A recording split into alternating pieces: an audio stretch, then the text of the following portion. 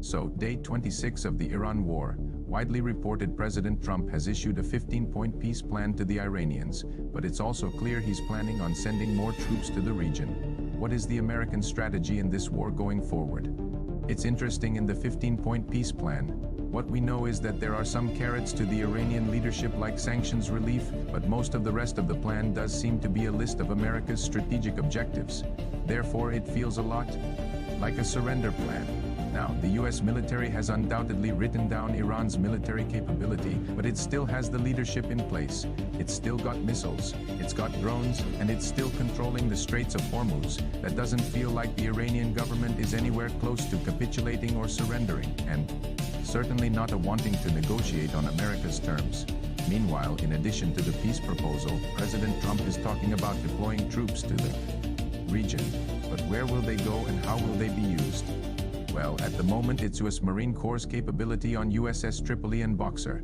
This is the tip of the sword of US Marine Corps' capability, bristling with helicopters to move from ship to shore and also recover any casualties, but also F-35 fighter jets that can provide close air support to the forces on the ground. In addition, you've got New Orleans, Comtock, and Portland, vital support ships that can also offload hardened vehicles. Some of the supplies and particularly the other food and provisions that US Marine Corps forces on the ground will require.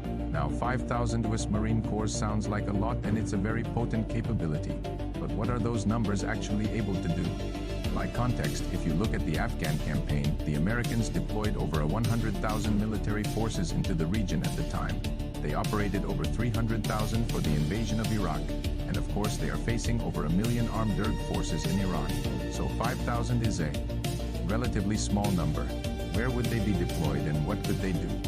Well, one of the key areas of interest inevitably at the moment is the Straits of Hormuz, and it's been widely expected that one of the ways to control the Straits of Hormuz is to deploy military forces around the coastline and try and annex a part of Iran. Now, whilst that's possible, the harsh reality is 5,000 troops would be a drop in the ocean or be incredibly vulnerable.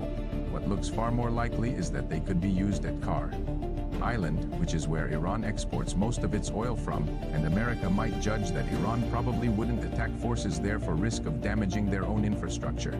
But the risk of casualties is huge, and America has no appetite for that. Well, it looks far more likely President Trump likes to do a deal. You need leverage to do a deal, and just the hint that he's deploying these forces into the region might be enough to give him some leverage at the table with the Iranians should a deal be done. Meanwhile, if we look across in Israel, Israel's continuing its land operation into southern Lebanon, that is across the border here and south of Litani River.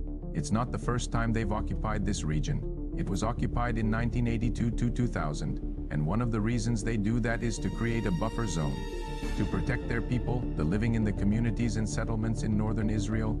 It's also been reported that several of the bridges across the Litani River have been blown, but not all of them.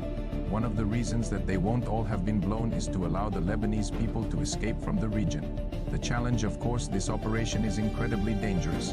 Hezbollah will be trying to stop our Israeli defense forces every step of the way, but stepping back, it's not entirely clear how this operation aligns with America's strategic objectives for the war, and it looks increasingly likely as if America and Israel are gradually diverging in terms of their aim. Israel wants to make success against Hezbollah in Lebanon, also in the West Bank.